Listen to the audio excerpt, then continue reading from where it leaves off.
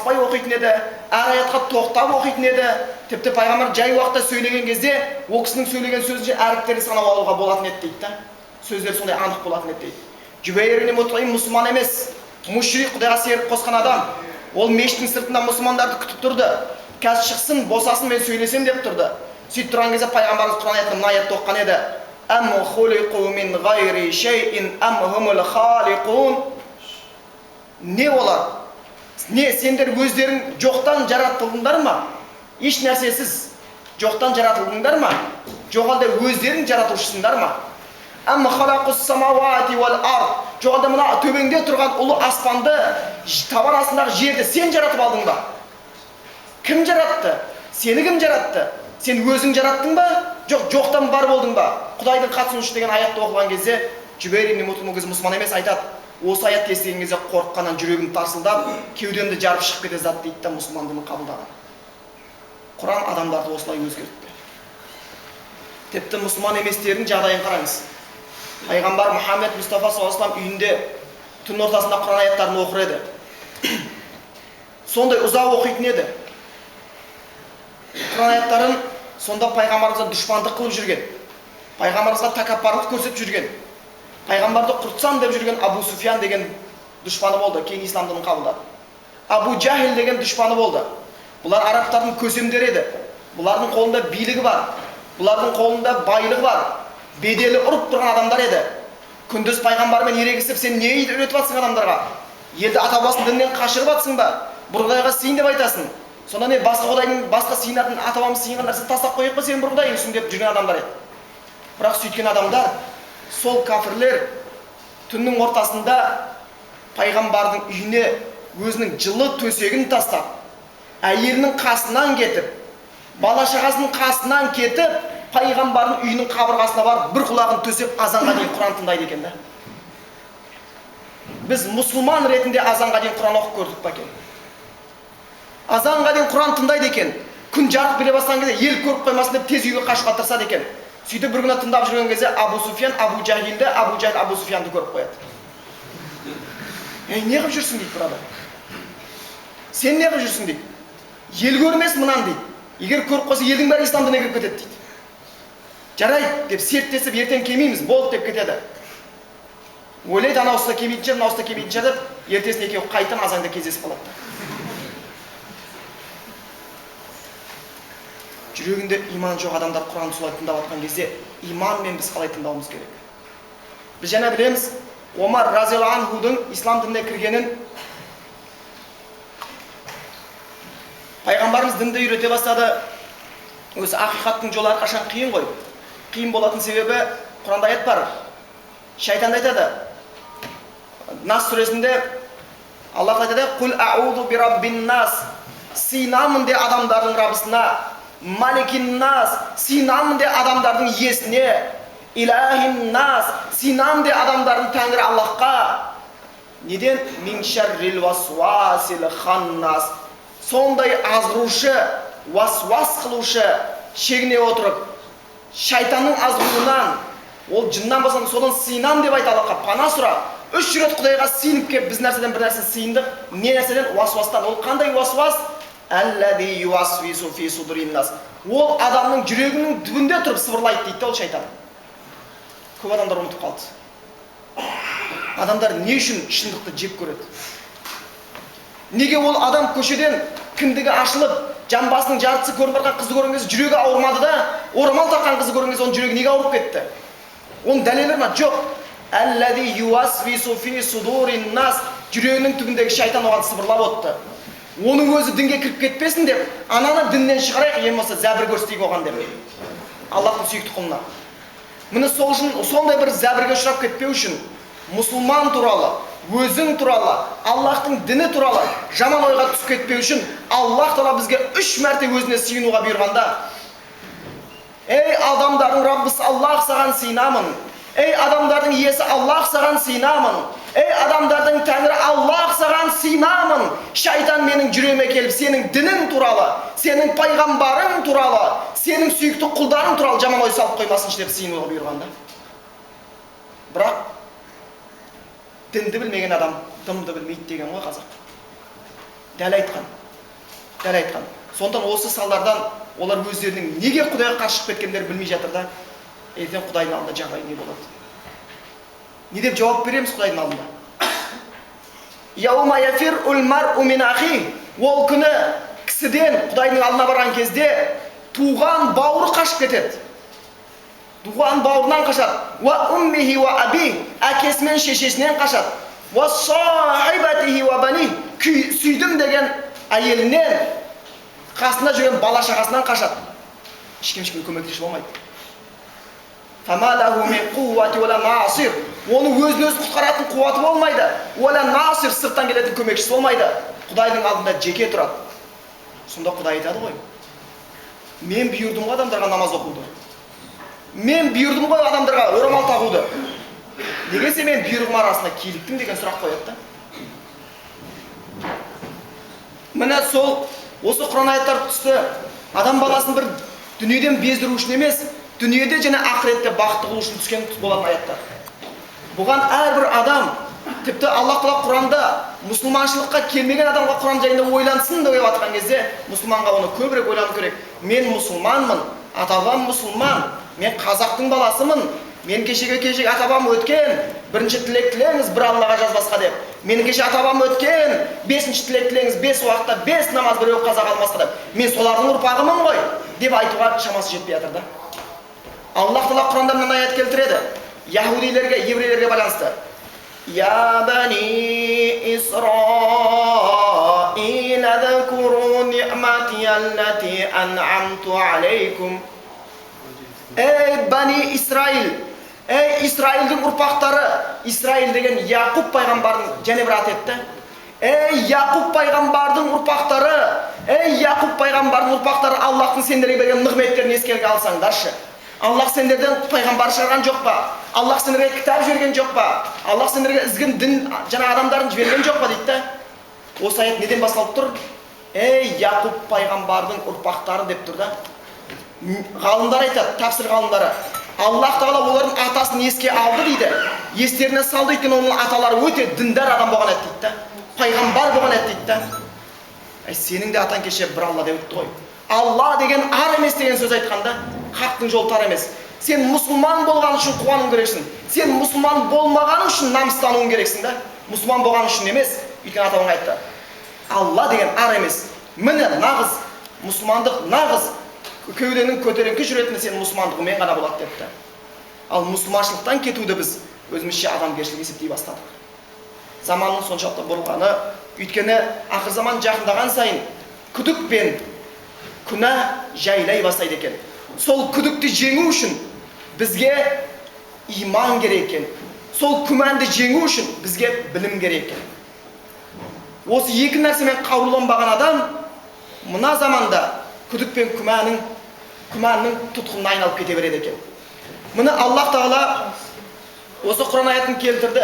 Құран аяттар пайғамбар Мұхаммед Мұстафа саллаллаху алейхи кезінде түсіп жатты. Сонымен адамдар өзгерді. Құранның ішінде біздің бүкіл хақтарымыз айтылды. Тіпті Аллах Тағала Құран аятының ішінде "Вал-валидату юрди'на ауладахунна хауляйни камилайни лиман арада ан ютимма ар-рада'a" деп. Қайсы бір ана өзінің баласын толық емізгісі келетін болса, 2 жыл емізсін деді.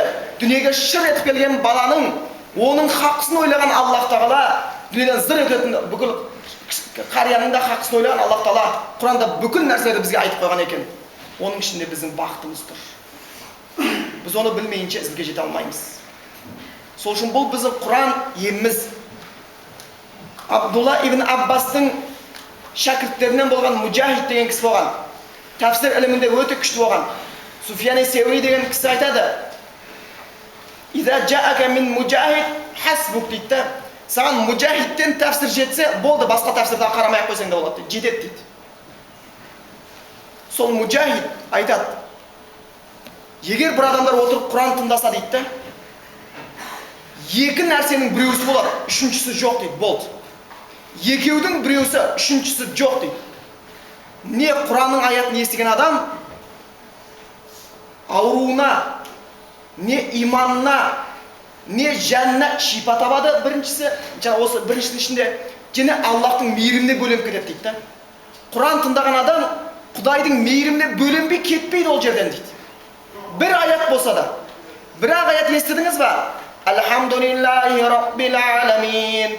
Барша мақтау осы біз көріп тұрған, көрмей тұрған бүкіл әлемді жаратқан әлемде Раббысы Аллахқа болсын деген аятты естідің ба аудармасын? Тыңдадың ба? Сен міндетті түрде мейірімге, Құдайдың мейіріміне жақындайсың. Міндетті түрде Аллахтан саған ауруыңа басқан шипа береді. Міндетті түрде ізгілікке бөлейді дейді. Біріншісі, не болмаса зиян шегеді дейді. Зиян, міндетті түрде зиян шегіп кетеді. Жай кетіп қалмайды дейді. Міндетті түрде қасірет шегіп кетеді дейді. Аллахтан азап алып кетеді дейді. Өйткені Аллах Құранында айтты дейді, дәлел келтірді осы сөзіне ол кісі. وَنُنَزِّلُ مِنَ الْقُرْآنِ مَا هُوَ شِفَاءٌ وَرَحْمَةٌ لِلْمُؤْمِنِينَ. Біз бұл Құраннан өзімізге иман келтірген құлдарымызға шипа береміз тәніне, жаніне, иманына, және мейірімізді жаудырамыз. وَلَا يَزِيدُ الظَّالِمِينَ إِلَّا خَسَارًا. Ал залымдарға ол қасіретін үстіне арттыра түсіреді деген аят бар екен да. Құран тыңдаған жерде екеудің біреусі ғана. Не ізгілікке бөленіп кеттің, иманмен тыңдап Құдайдың сөзін, не болса қасіретке ұшырап кеткен болып қалады екен. Аллах Тағала біздерді Құдайдың мейірімменен ізгілігіне, шипасына қауышқан адамдардың қатарына қоссын. Міне сол Омар біздің айтайын дегеніміз, пайғамбарымыз дін таратты. Ақиқаттың жолы қиын деді. Сол үшін Құранда әрқашан ақиқат деген сөз айтылса, шындық деген сөз айтылса, артынша сабыр деген сөз келіп отырады. Ватавасау бил хақ, ақиқатқа бір-бірлеріңді өсиеттеңдер. Ватавасау бис сабр, сабырлыққа бір-бірлеріңді өсиеттеңдер дейді. Өйткені ақиқатты алып жүру оңай емес. Ақиқат оңай, бірақ алып жүру қиын да. Ешқандай кінә істеген жоқсың. Сен бар айыбың Құдай деген үшін ғана. Болды. Және де Құранда аят келеді. Уассадиқина уассадиқат. Шыншыл еркектер мен шыншыл әйелдер дейді артынша. Уассабирина уассабират. Сабырлы еркектер мен сабырлы әйелдер дей бастайды. Шындықтан кейін сабыр керек болып қалады екен. Пайғамбар Мұхаммед Мұстафа саллаллаху дінді жеткізу керек болды. Дінді жеткізу барысында көптеген қиыншылықтар болды. Тіпті сондай қиыншылықтар болды. Пайғамбар Мұхаммед Мұстафа саллаллаху үстіне намаз оқып жатқан кезінде дәл Қағбаның түбінде түйенің шекқарын төгіп кетті да жауыздар. Ол кісі қандай көркем мінез көрсетті. Осы жерден бір естеріңізге сақтаңыздаршы. Дін үшін сабыр қылу керек. Сіздердің әлі білмеймін, үстімізге түйенің шекқарын төккен жоқ шығар. Әлі бетімізге ешкім түкірген жоқ қой, тек қана ренжітте қойды. Бірақ біздің бетімізге біреу түкірсе, тура соның мойнын жіберуге дайын тұрған адамдармыз да, біз Алла сақтасын. Ал пайғамбар не істеді? Пайғамбар бізден әлсіз болып қалып па? Бізден пайғамбар қанша есе күшті? Ешкімнен қорқып тұрған жоқ. Аллахқа тәуекел етсе тәуекел ететін еді. Үстіне түйен шекқарын төккен пайғамбар саллаллаху алейхи вассалам, үстіне түйен шекқарын төккен адамға да, оған соны көріп күлген адамға да ешкімге барып біреуін тепкен жоқ, біреудің көзі шыққан жоқ, біреудің қолын сындырған жоқ. Пайғамбар үйіне барды, қасында қызы жылап отырды, үсті басын тазалап. Үйіне барып жуын шайынды да, киімін ауыстырды да қайттан шығып, «Я айюхан нас, қулу ла илаха иллаллах, туфлиху, ей халқым менің, ей адамдар, ла илаха иллаллах, бір Аллахтан өзге сыйынуға ешбір лайықты тәңір жоқ, Құдайыңды ойласайшы, сені жаратқан, болды, құтыласың, дүниеде ақыретте азаптан» деген сөзі қайттан айта бастады. Ал біз болсақ, жарғымыз кеп, қырғымыз кеп, өлтіргіміз кеп шығады. Бұл қайдаған, кім үйреткен әдет бізге оны? Пайғамбар үйретпеген сол нәрсені. Пайғамбар Мұхаммед Мұстафа саллаллаху түйен шекқарын төкті. Пайғамбарымды таспен қолады. Пайғамбар Мұхаммед саллаллаху сұрайтын еді Айша анамыз, сіздің өміріңіздегі ең қиын кез қай кез болды дегенде, Таиф деп айтатын еді. Мен Таифқа адамдарға дін үйретуге бардым, ештеңе ақша сұраған жоқпын, ештеңе, тек қана дін үшін бардым дейді. Ал ол жердің адамдары мені мазақ қылып, кішкентай балаларын жинап, қолдарына тас үйіп беріп, мені итті қуалағандай қуалады дейді. Мен амал жоқ қаштым дейді. Басым жарылды, үстім қан болды, аяғым қанға сырғанап отырып қаштым дейді. Есім жорға жейді. Елге масқара болып, үстім қан болып қашқан есімнен шықпай жатыр дейді. Сол кезде не болды? Ол үлкен бір ең Құдайдың сүйікті құлы, ең пайғамбарлардың соңы, ең абзал адамға сондай зұлымдық істеді адамдар. Сонда пайғамбарға Аллахтан екі періште келді. Тау періштелері. Аллах Тағала жіберді бізге. Ол Таиф деген екі таудың ортасында тұрған халық еді. Сен болды, қаласаң болды, әмір етсең болды. Біз тауды қосамыз. Бір халық жоқ жер бетінде болды. Тау тұр, халық жоқ. Пайғамбар таспен ұрған халық бала шағасымен, мал қорасымен жоқ деді да, болды, жоқ. Пайғамбар жоқ деді. Жоқ деді. Олай емес деді. Арджу ай юхриджаллаху мин аслабихим май я'будуллаху ла юшрику бихи шай'a. Мен олардың ұрпағынан мені таспен ұрған, мазақ қылған, күлген, үсті басында қан қылған ұрпақтардың, кісілердің ұрпақтарынан Құдайға серік қоспастан құлшылық ететін адамдардың шығатын үміт етем Аллахтан деді. Сен тілей аласың ба, саған жамандық істеген адамға жақсылық тілей аламыз ба? Егер тілей алсақ, онда мұсылманшылықты түсіне бастадық. Егер саған жамандық істеген адамға жақсылықты тілей алмасаң, онда біз әлі мұсылманшылықты түсінбедік. Құдай тағала біреуді жазалау керек болса, бізсіз-ақ жазалап алады. Бізсіз-ақ жазалап алатын еді. Міне сөйткен пайғамбарға мушриктер келіп жиналып, не істейміз деді. Болмай жатыр, мына кісінің артынан адамдар кеше 5 адам еді, бүгін 10 болды, 30 болды, тоқтату керек. Мұсылмандар көбейіп барады, тоқтату керек деп шешім қабылдай бастады арабтардың көсемдері. Қалай тоқтатамыз? Оны бұлай өлтірейік.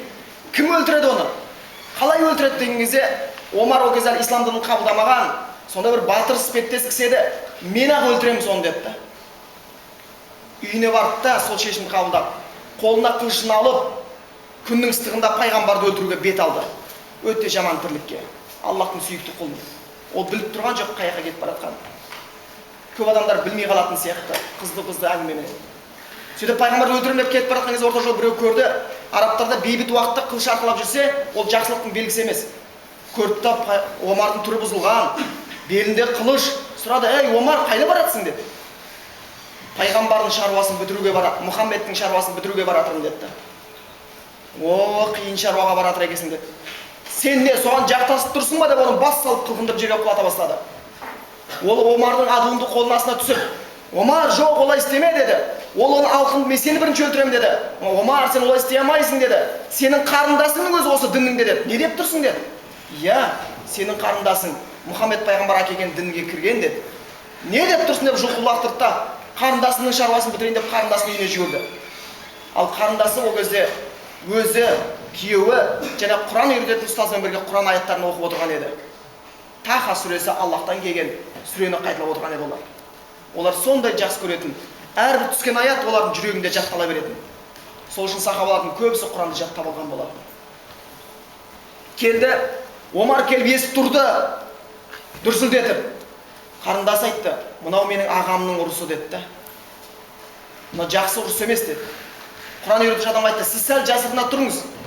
Мүмкін ол сізге бір зиян беріп қояр" деді. Ол кісі сөйтті де бар, есікті ашып еді. Омар кіріп кетті. "Сен не, ата-бабаң діннен бас тартқансың ба? Мұхаммедтің дініне кіргенсің ба?" деп айта бастады. "Иә, кірдім" деді. Омардың қарындасы оңай емес те. "Кірдім" деді. Солай ма" деп ол қарындасына қол жұмсап қойды. Қолына қарындасы ұшып түсті, бет-аузы қан бола бастады. Қарындасы орнынан қарғып тұрып: "Өлтірсең де мен осы дін ақиқат дін, бұл діннен шықпаймын" деді ағасына. Қарындасы бет-аузы қан болған кезде ағасының жүрегі жұмсап қалыпты. Не істерін білмей отырып, ашу басылған кезде: "Оқыш сол Құран аяттарын тыңдап көрейінші" деді. Кім айтып жатыр? Мұхаммед пайғамбарды өлтіремін деген адам айтып жатыр да.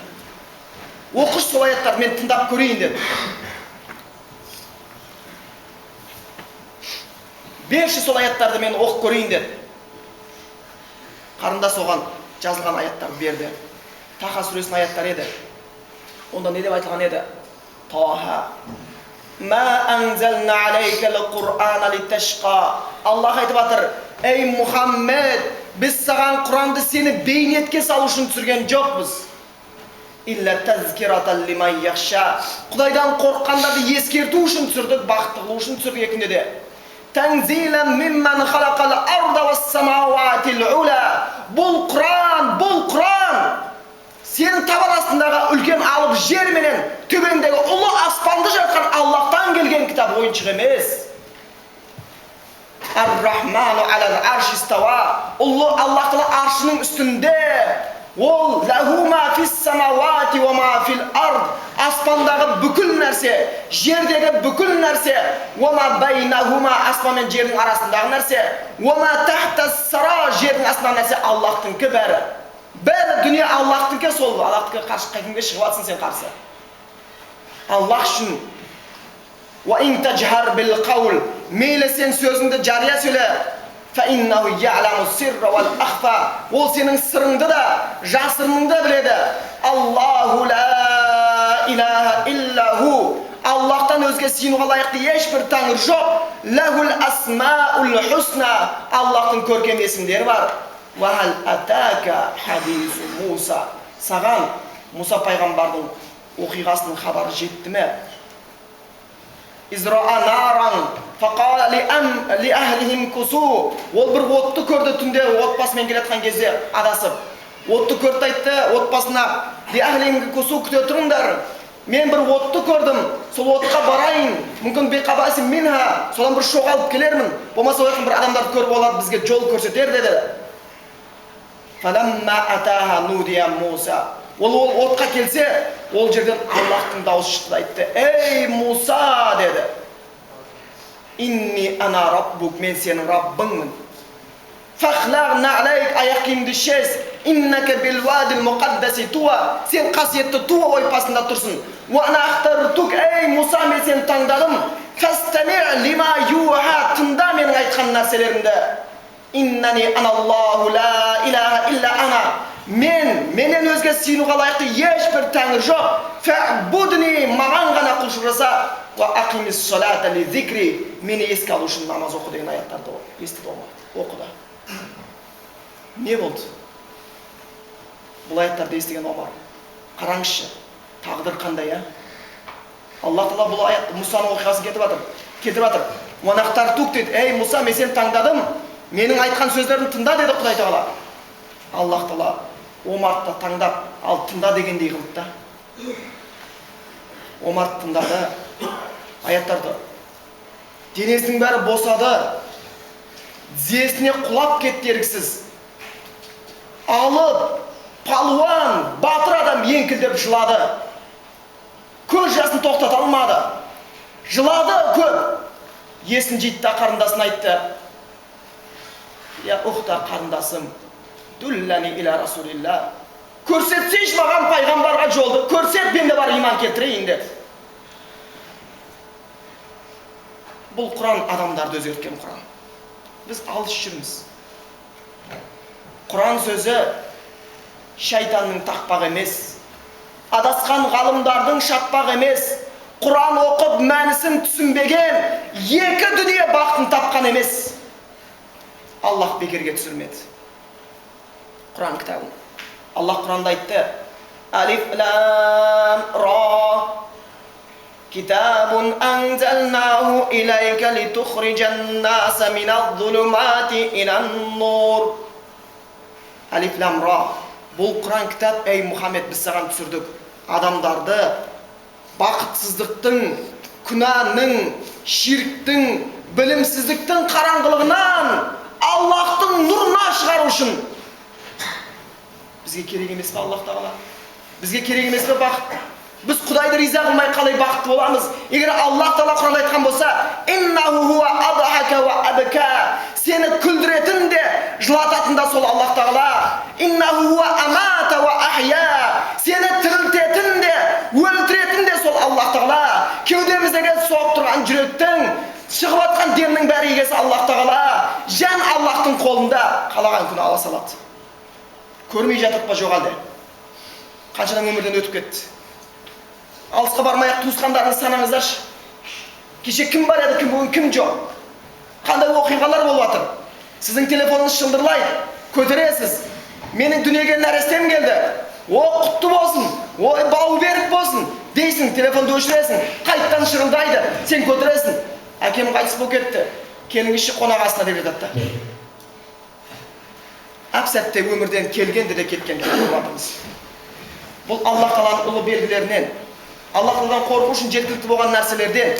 Сол үшін шынымен Аллах Тағала бізге Құран жіберді, бізді бақытты қылсын деп, біз соны түсінуге тиістіміз. Біз Құранға иман келтірдік, оны оқимыз деп. Құранға иман келтірдік, бұның ішінде біздің бақытымыз бар деп. Құранға иман келтірдік, осыны оқсақ Құдайға жақындаймыз деп. Құранға иман келтірдік, егер Құран арқылы біз тозақтан құтыламыз, жәннатқа кіреміз деп. Аллах Тағала Құранды бізге түсірді де, ең алғашқы аяттарында не деп айтты? Алғашқы 5 аятында Алақ сүресінің Иқра бисми раббикаллази халақ. Аллахтың бірінші бұйрығы. Оқы! Сені ұйыған қаннан жаратқан Раббыңның атымен оқы. Ей адам, сен бір болмашы судан жаратылған едің. Сен кеше ешкім емес едің. Сен кеше зәр шығатын, нәжіс шығатын жерден Аллах шығарды. Сондай жерден шығарып Аллах сені құрметті қылды. Сені көркем келбетке келтірді. Я айюхал инсан, ей адам баласы, мағаррака би раббикал карим. Сенің жомарт Раббың туралы, Раббыңа құлшылық жасау үшін, Раббыңа сер қоспау үшін, Құдайдың сөзін тыңдау үшін, намаз үшін не тосып тұр сені? Не тосып тұр? Ұлы Құдайдан артық нәрсе бар ма жер бетінде? Жоқ, сенің қатының артық Ұлы Құдайдан. Жоқ, сенің бастығың артық Ұлы Құдайдан. Жоқ, әлде қораңда қойың артық Ұлы Құдайдан. Астындағы машинаң артық Ұлы Құдайдан. Я айюхал инсан, Аллах айтады. Ей адам баласы, Құдай бізге Құдай мұқтаж емес. Сөйтіп тұр бізге айтады Аллах Тағала. Ей адам балалары, не тосып тұр сен мен оған? Жомарт Құдайыңа жақындауға, мейірімді Құдайыңа жақындауға не тосып тұр сені дейді Аллах Тағала. Аллади халақака фасауа фаадалак. Сол Аллах Тағала емес пе сені жаратқан дейді. Аллах қаламаса біз өмірге келмейміз ғой. Аллах Тағала әкеміздің бойындағы суды ананың бойына өткізіп қан қылмаса, қанды тән қылмаса, оған жан бермесе, осындай көлбеттемсе біз қайдан келеміз өмірге? Құдайдың құдіретімен өмірге келіп алдық та Құдайға мінез көрсеткіміз келеді. Астағфиралла. Құдайдың құдіретімен өмірге келіп алдық та Құдайды пенсияға дейін күте тұрсын деп айтамыз. Астағфиралла. Соншалық дәрежеге ақылымыз түсіп кетті ма? Болды, өмірде ақиқат бар, Құдай бар, пайғамбар келді, Құран бар. Ойлан ондай болса. Аллах айтады: "Я айюхал инсан, ма гаррака би раббикал карим." Ей адам баласы, сені құрметті Құдайыңа құлшылықта не тосып тұр? Құдайыңа қадам басудан не тосып тұр? Не нәрсе сені алдап тосып тұр дейді? Аллади халақака фасауа фаадалак. Сол Құдай сені жаратты ғой. Сол Құдай саған осындай көркем келбет берді. Сол Құдай сенің бойыңды түзеп берді. Фи айи суратин ма шараккабак. Саған көркем келбет берді, сурет берді. Түріңді тасбақадай, теріңді құрбақадай қылған жоқ. Көркем келбет берді ғой. Фи айи сурат ма шараккабак. Калла бәл туказзибуна биддин. Жоқ. Бұның бәрінің кесірі сендер однен ұмыттыңдар. Қиямет күні есеп бар ұмыттыңдар. Сол үшін осыған түстіңдер, осындай надандыққа. Өлетіңді ұмытқаның үшін, Құдайдың алдында есеп беретінді ұмытқаның үшін, ертең сен амалдаптен оң қол соғатынды ұмытқаның үшін, алдында қыл көпір бар екенін ұмытқаның үшін, қабірдегі сұрақты ұмытқаның үшін, Құдайдың алдында есеп беретінді ұмытқаның үшін сен осындай күйге түстің, осындай бейшаралыққа дейді. Калла бәл туказзибуна. Ва инна алейкум лахафизин. Аллах айтады: біліңдер, қастарында күзетші бар. Сенің әрбір сөйлеген сөзіңді жазып жүрген күзетші бар. Bir harften тұратын сөз у деген сөз болса да, екі harften тұратын су деген сөз болса да, Аллах Тағаланың қасында саған беріп қойған періштесі бар. Тізіп жүр. Қазір сен телевидениеге шақырып, прямой эфир болады десе, соның қолына бетіңді қарап, айнаға қарап, костюмің дұрыс тұрма, түймесі дұрыс тұрма деп шығасың. Ал сен күніге Аллахтың періштелерінің камерасының астындасың. Адам жалғыз жүретін кезі жоқ. Біз ойлаймыз, адам болмаса жалғызбын деп. Әкем жоқ, қасында жалғызбын. Шешем жоқ, қасында жалғызбын. Досым жоқ, қасында жалғызбын. Мақұл, сен үйде жалғызсың. Ешкім жоқ кезде сен телевизорды қосатын шығарсың. Жаман нәрсені көретін шығарсың. Бірақ сол кезде сенің бөлмеңе қызың 5 жасар қыз кіріп келсе, сен жаман нәрсені көріп тұра аласың ба? Көре алмайсың. Қызыңнан ұялдың, Құдайдан неге ұялмайсың? Қызың сені жазбайды, әкем жаман нәрсе көрді деп. Періште жазады, саған жаман нәрсе көрді деп. Бүкіл нәрсені жазады. Қастарында күзетші жүр, бүкіл істерін жазып жүрген. Кираман катибин, олар құрметті жазушылар, Аллахтың бұйрығын орындаушылар. Я'ламуна ма таф'алун. Істеп жатқан бүкіл ісіңді біледі. Қорада болса да, далада болса да, үйіңде болса да, мешітте болса да, мекемеде болса да, зинақорлық істесең де, намаз оқып жатсаң да, Құдай бәрін білгізіп қойған періштелерге. Жазып отыр бәрін. Ертең оқимыз ғой соны. ертең оқимыз сол жазған кітаптарда. Аллах Құранды жіберді, бірінші 5 аятында айтты. Ең алғаш Құранның аяттары, ең бірінші жер бетіне түскен аяттар. Иқра, оқы! Иқра, оқы! Иқра, оқы! Бисми раббикаллази халақ. Сені ұйған қаннан, жоқтан баратқан Раббың атымен оқы. Аллази халақал инсана мин алақ. Ұйған қаннан жаратқан аталар. Оған ілім үйретті, қаламменен оқы дейді. Аллах оқы деп бұйырды бұл неде. Мүмкін біреу оқып жатыр, біреу оқып жатқан жоқ. Құранның алдындағы міндетіміз оқу, іліп қою емес, өмір музей емес, Құран экспонат емес қойып қоятын, қарап жүріп, қарап қойып, мамонтты көріп кетіп қалғандай болатындай. Баяғы заманнан қалған жануар деп. Бұл ақиқат. Аллах Құран жіберді, оқы деп бұйырды. Бірінші бұйрық. Намаздың алдындағы бұйрық, оразаның алдындағы бұйрық, қажылықтың алдындағы бұйрық оқы деді. Сен осыны оққан кезде ғана намаз түсінесің. Сен осыны оққан кезде ғана зекетті білесің. Сен осыны оққан кезде түсінесің, не істеу, не қою керек екенін. Оқы деді. Қаласақ оқыдық, қаламасақ оқымадық. Оқымай жүр адамдар, оқып жатыр адамдар.